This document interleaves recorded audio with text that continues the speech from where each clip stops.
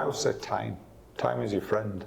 You know, on events, time is your friend. So if a problem does arise and you have the time, there is more often than not a solution.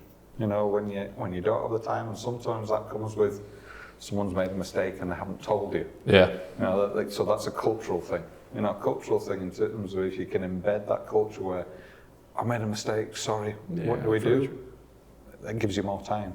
You know, and there's been many occasions where we've come with that. With I don't know, where it could be a graphic wall where someone scuffed the base of the graphic and you can't get it reprinted, but you can go to B&Q and get a bit of skirting board, put it all the way along the bottom of the wall, and no one's any other wiser. There's no critical content, but time gives you opportunity to find solutions, doesn't it? I think as well though, it's knowing who to ask, isn't it? That you may not know what to do, but you think, oh, I'm a team, somebody else can help me with that solution, or can sort that out. Because you might panic and think, that banner's just broken or it's scuffed, I don't know what to do. But you've got people around you that you can talk to and say, right, let's together get this sorted. We had a funny one on an event where a piece of product, a client had shipped it in. It had come across from America, I think. And it was a model version of their piece of kit, worth thousands. And there was a cylinder section to it, and it had smashed. Still to this day, don't know who smashed it, which subcontractor had smashed it, what no one owned it. But the first thing I thought was, what do I do? And literally, I pulled two of the foremen in from the event, and we looked at it, and we saw the pieces that it was in. And he basically, one of them turned around and said, may I have someone in Birmingham who might be able to refabricate that for you quite quickly. So we rang them up and said, we've got all the pieces, we can show you the pieces and show you how it's done. We sent one of the lads from site down to Birmingham. It was about a 3-hour drive down to Birmingham. He stayed overnight. This guy stayed up all night, drove back the following day onto site. We put it into position. It was probably a 95% fit. Client came onto stand and I said, we have had an issue. Because obviously, whenever there's an issue, there's no point. Yeah, I don't know how to find it. So we said to them, look, this is this. I wouldn't have noticed if you hadn't told me.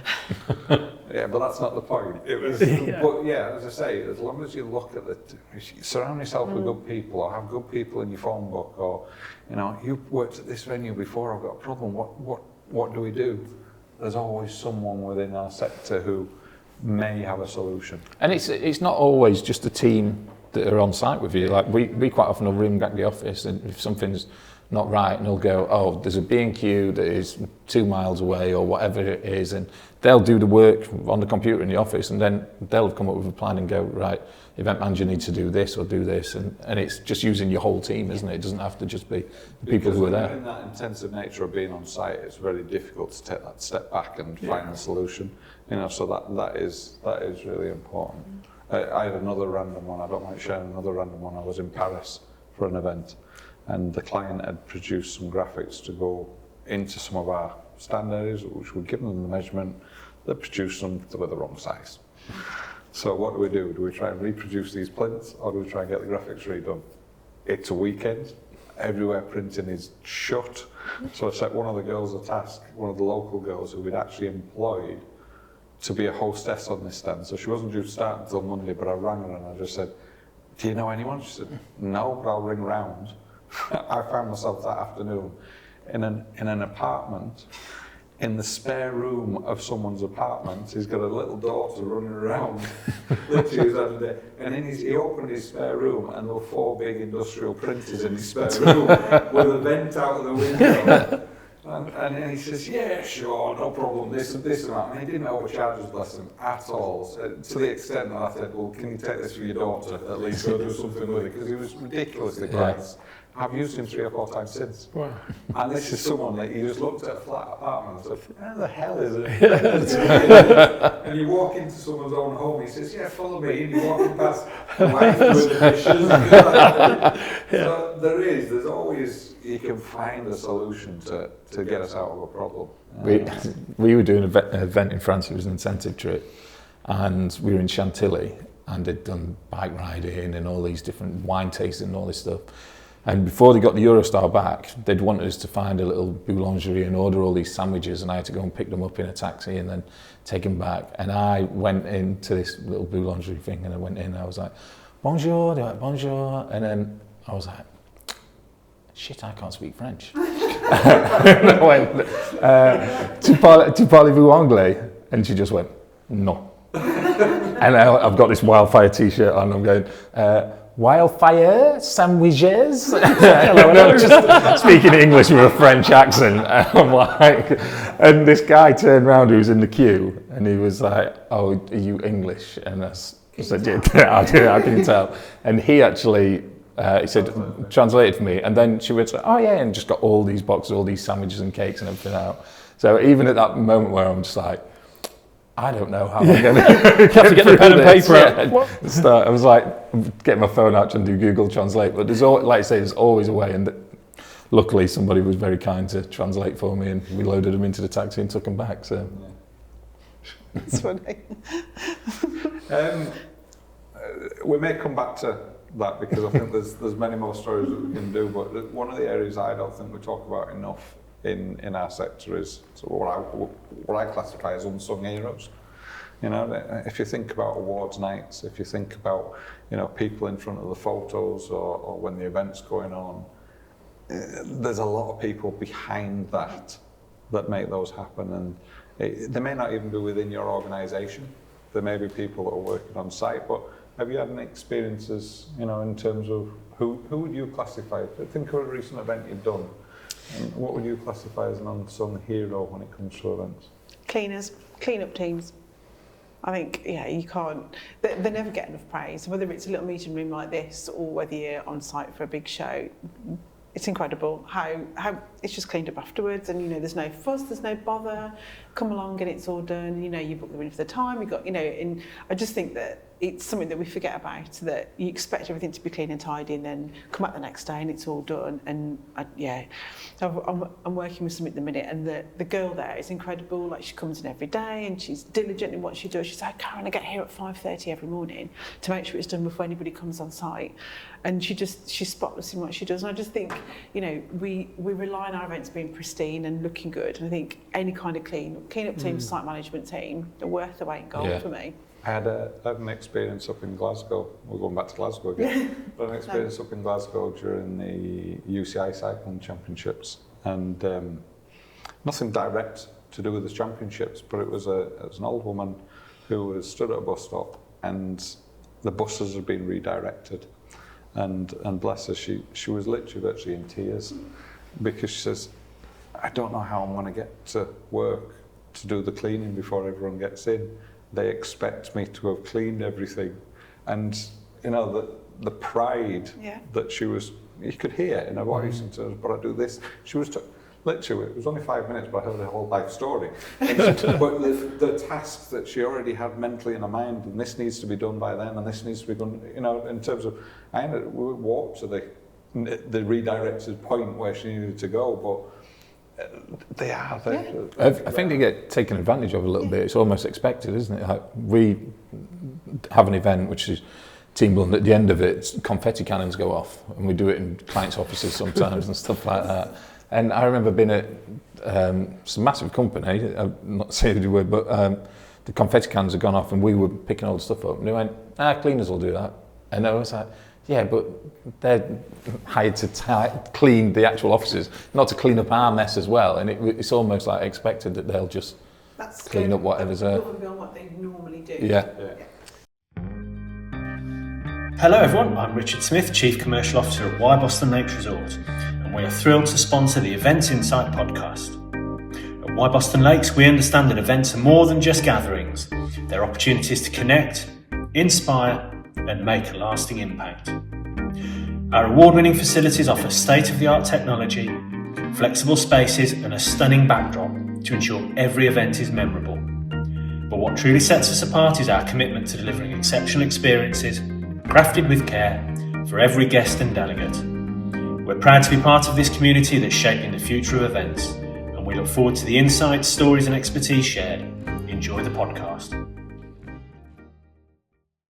Yeah, I think that's the key to the sort of the unsung heroes. It's really important that everyone has a voice and that they know that their voice can be heard, and people can bring valuable contributions from any part of the business, and that's really key to new ideas, different approaches. And you talk about being in the heat of something. Other people might say, well, actually, we've not necessarily been to the event, but we're picking the kit, and you're doing it like this. What about this idea? And it's important that may sprout other possibilities, but that one sort of starting point is a really good point to start from, to listen to what they've got to say. So it's really important that everyone has a voice. And we actually started an employee of the month scheme for sort of unsung heroes, or people within the business had done something in that month, almost like, not like a Costco where you've got your photo up on the wall or anything like that, but the stupid little things where they could park their car nearest to the door in winter. It was actually someone at an awards dinner that was from another sort of small business that said, this is a good idea, and that was just a little fun thing to do that you give them. But you recognise the efforts that the people go to that don't go to client dinners or to awards dinners, and that they're the people that you can just recognise for doing small things and tasks that make the whole process of what you do flourish. So we even find, if you think about our industry specifically, because we're not on the front end of delivering the experience, we're sort of on the infrastructure side of things. We even found that, the guys that are building never actually go to any of these events. Yeah. They're then onto the other job whilst this job's going, and then they'll be back to take that job down. Yeah. And actually they don't understand sometimes the impact of why we're pushing them, why we're hitting a deadline, they've left site. Your guys have left site by the time the structure's done for the internal team to come. They didn't understand why that critically had to be done by that date, and why we worked until 10 the night before to make sure we hit that date, because of the knock-on effects. So we've tried to, where possible, and it doesn't happen all the time, we've tried to get the guys back on site in another form. So sometimes it's a service crew, and get to meet the client. Sometimes it's coming back. Sometimes it's coming back the afternoon before the show finishes, so they at least have an hour in terms of walking around the site, so they can see how their part has played a part in the bigger picture. Again, not always possible, but just some sort of idea of they can then say the next time they're being pushed, but the reason why we're pushed, and that collective communication across the group is, no, the reason why we're being pushed is because this happens next, and then this, and this is, and this, the clients love what we do. I think nothing better than, I can think one client who, two of my lads went round, and she said to them, the lads who built this stand did a fantastic job, and one of them said, I built it. Did you? And she gave him a huge cuddle. Yeah. He came back to the tin, we call it, in terms of our office, and he said, never guess what just happened. But you can tell them all you want, you can read out testimonials, you can share it in a widespread in a WhatsApp, but actually getting that recognition the face-to-face from the client, it makes a big difference. User, and I think like at our place, half of the team don't actually go on events. So you've got like the warehouse staff who load the vans and stuff like that. They don't get the praise. And when I was on last time, I said one of the things that I missed the most from live events was like the constant adulation. Because like in every event we do, we get people coming up, shaking your hand afterwards, giving you a big round of applause. Sometimes get a round of applause for walking in a room, let alone anything else. But and that's the great, it's a leopard print. But that's one of the best things about our company and the events that we do. But then, Dan, who's loading the van, he doesn't always get that. He started coming on some events so that he can see how it works, and Charlotte, who organises all the staff and looks after the coordination of everything, she doesn't get to go on them. And Liam in finance, he's not going on any events. He gets the tough job of chasing everybody for the money. So it's like you say, if you can get them to experience a little bit of it. Yeah, and we're not saying every time. I just think it's given that opportunity to just shadow or come along or go with you. I've taken guys on occasions and I've introduced them. And this is so-and-so who built your stand, or this is so-and-so who printed the graphics, or this is him who designed your stand. Just to give them that interaction on a one-off. They're actually seeing that interaction with the end user.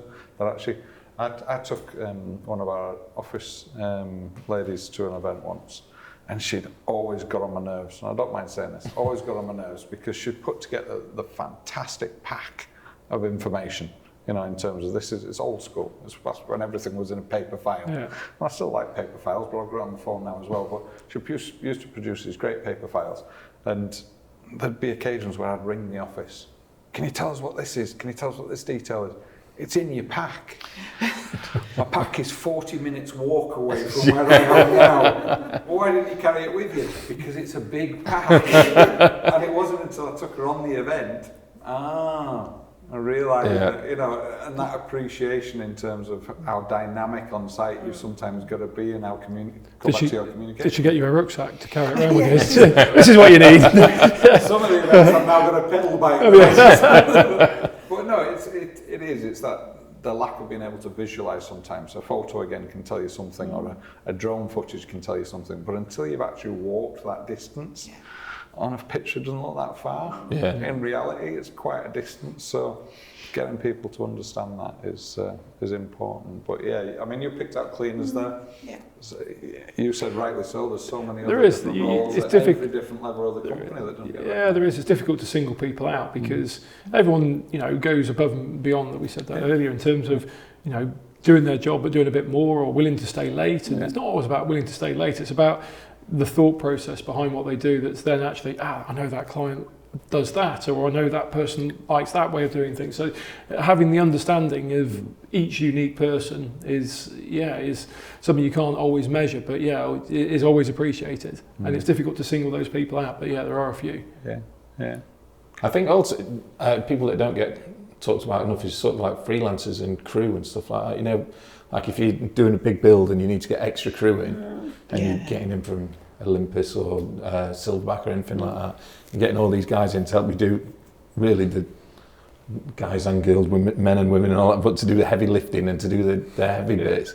They come, they crack on, they do it, and it's just such a help, isn't it? And if you had to employ 15 people each time, I'm trying to get it right each time, but if I had to employ that many people to do all that heavy lifting, they're quite underrated because they come, they do it, and then they go, and you're like, right, thanks, that was 5 hours worth of work or whatever, but they're really the people that make things happen a lot of the time as well. The other people, probably the people outside of your business, we've all sort of referenced family members and those people that, we're away working, we work long hours, we do all these other things. It's those people that put up with either mood swings or long hours or phone calls whenever, and having to pick up emails and whenever it might be. Those people that are part of your family and your network that make you good at what you do or sort of tolerate you at certain times, they're key to you delivering well. That sounds sort of wincing word. We've all done it. And, it's tricky at times, but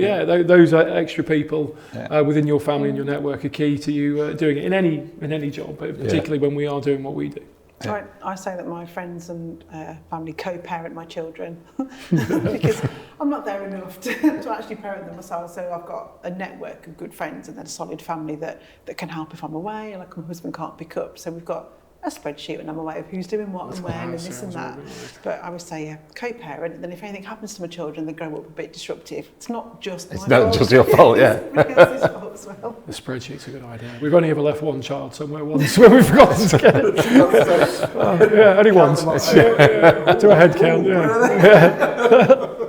Well, let's touch on that a little bit more then, because around this table, we're all parents, and in terms of working in the event sector can be a stressful environment, and we have children growing up in those environments. And yes, we've got partners as well, but I just want to focus on the children for a minute in terms of how have you dealt with that? How have you dealt with that? Do they know any difference? Do they, sometimes they don't know any difference, but how do you make sure that you are a dad or a mum first and you're an event professional second? It's a bit of a blurred line sometimes. I'm just interested, I'm sure some of our listeners would be. I think my daughter ends up getting very spoiled. If I'm away for a while, I'll always buy her a gift or something like that, which is probably the wrong thing to do. But it's the guilt, isn't it? You feel the guilt for being away. And, the amount of hoodies I've got back from Hard Rock, every different city that's got a Hard Rock. Are you getting us another one? It's even got to the stage now that my middle daughter's boyfriend gets brought back from Hard Rock. It's gone extreme, but I can understand that.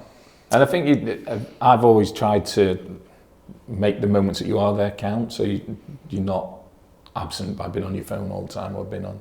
But again, that's the hard thing when you've got calls coming in or you've got a busy run of events. I know when I went to IMEX, I was away for the whole week and you're just away the whole time. And when my daughter was young, I mean, she's only 5 now, but when she was a bit younger, she didn't notice as much. Now she notices more. Yeah, I'm sure. And the other week, I think it was when we were going to CHS, and then I was from CHS onto Fairmont, and then I was on somewhere else. And she was like hugging my leg, going, "Daddy, I don't want you to go." And it's tough, but you kind of have to do it. You don't really have a choice. So for me, it's right. Well, I'm away this week. We've got events on at the weekend.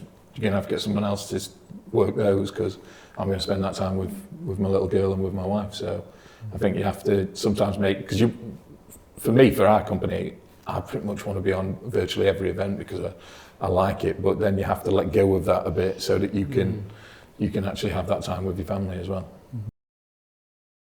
Over at Nowie, the network of women in events, we're extremely proud and excited to be the shout-out sponsor for the upcoming 14th season of the Events Insight podcast. We look forward to shining the spotlight on some true industry trailblazers.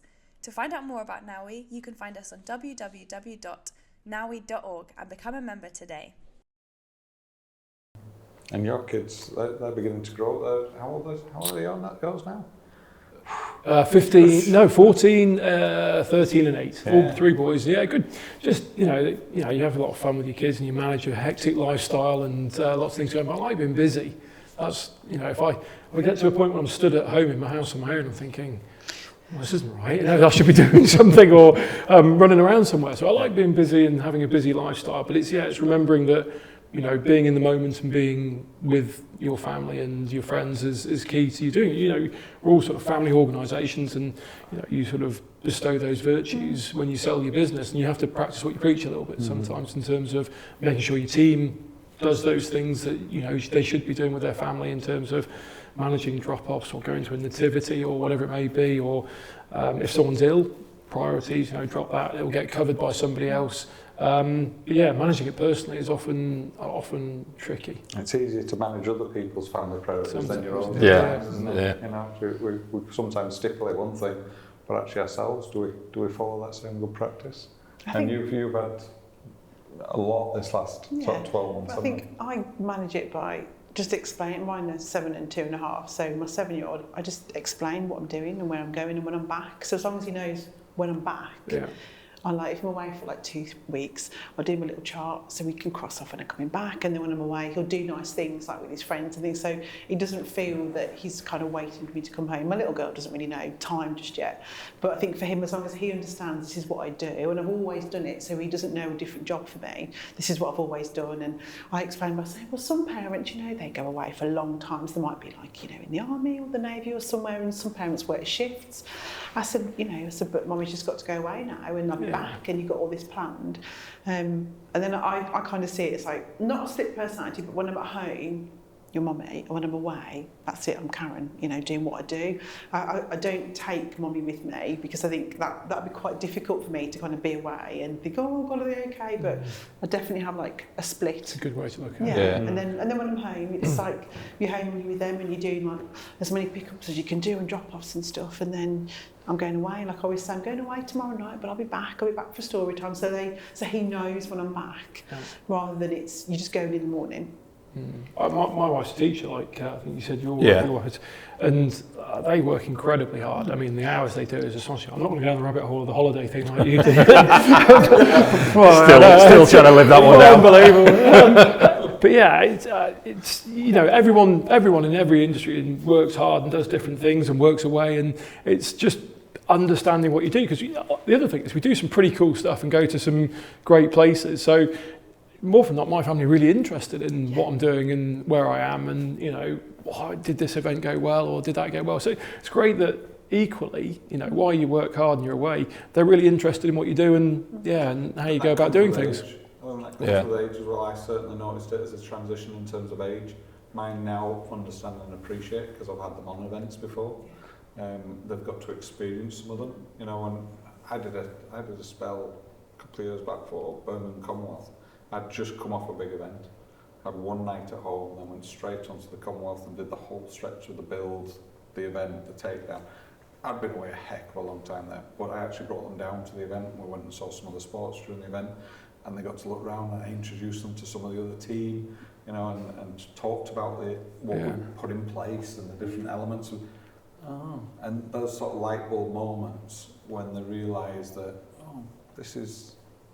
you're busy when you're away. Yeah, You know, things get done, this gets built. What if one of like COP26, COP20, if they can watch it on TV, like, Mummy, you were there. Like, it then puts into perspective what you do, and like, oh, you did that, and like your Commonwealth Games, like, you've done this, so they can see that that's what you do, not all the time, like, but you know, it puts into perspective what an event is, because I think my mind really, they don't, it doesn't really get what I do yet, but. Yours from an age perspective, apart from going and look around the factory and seeing all the... Yeah, I mean, she doesn't like going in the warehouse, and I'm like, this is all going to be yours one day. She's like, I don't want it, Daddy, I just want that pink cowboy hat. But so at her school, they have a Christmas fair, and they try and raise money and stuff like that for it.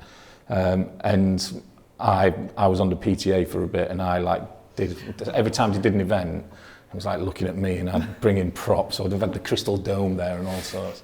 So when it was Christmas last year, I turned up in it to drop the stuff off, and it was lunchtime, and all the kids were in the playground. And I was carrying these candy canes through, and then carrying the reindeers through, and stuff through, and the kids were like charging at me. It was like I was in Boyzone or something like that. And when I made that reference, you're all like, who's that? Show the range. That one,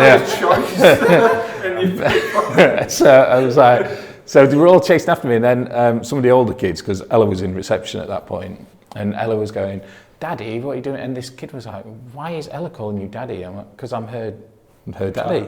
And they were like, oh my God, oh my. And that's the coolest I've ever felt in regards to being a dad, because Ella was just like, Daddy, can I do this? Can I help with that? And she was going, they're my daddy's props. And so now, and every birthday party she has to be like princess themed. So we've done Frozen, we've done Belle.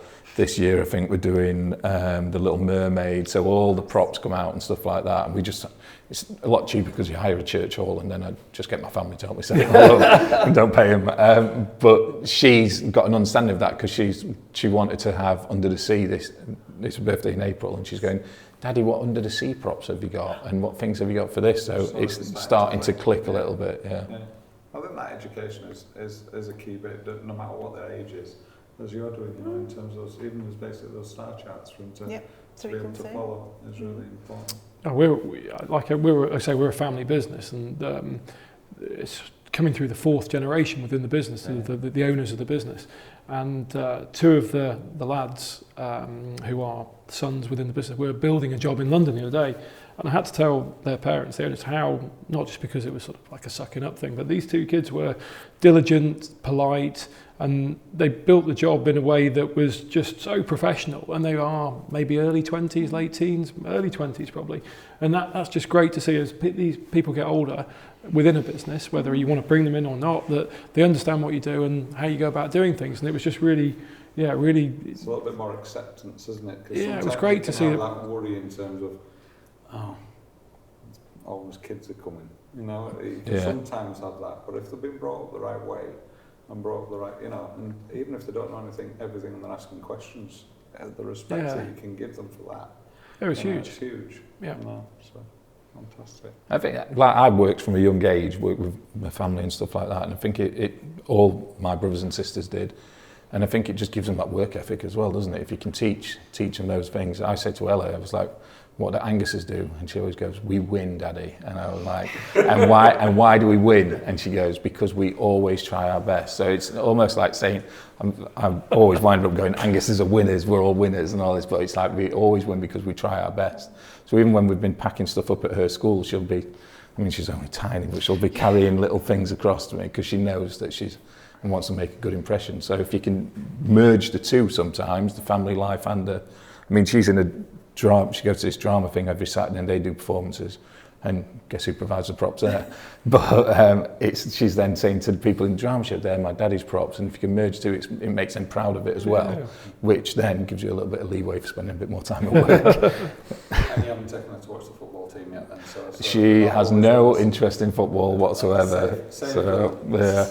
which, judging by the way my team plays, it's probably for the best. Look, guys, I'm just really thankful that you've given up your time, you know, and come down. It has been a while, more so with yourselves. I mean, we speak quite regularly on emails and on the phones, but it's been a while since we've even caught up. Me and you a little bit close to time in terms of the last time we had a beer together.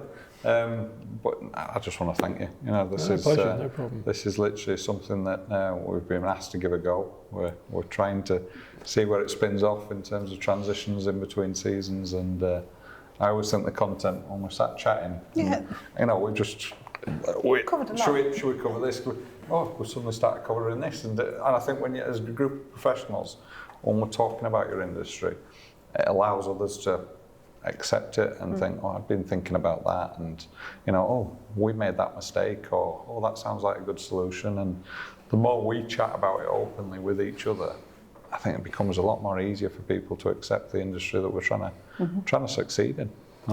Ultimately, things move fast, don't they, in our industry? And you take it compared to perhaps the construction industry or something like that, where deadlines can move. The deadline never moves. It's always a fixed end point. So things have to happen as a result of whatever occurs along the way. The end date is never going to change. Yeah, adapt, and you've got to deliver to some capacity. And that's where the good people come from, you know, and strong people come from. Thanks so much for your time, guys. Thank you for having us. Cheers, mate. Cheers. Cheers, mate. Cheers. Are you happy, Matt? You got enough? Are you happy, James? Oh, we're in a good position. If those two are happy, we can relax a little bit.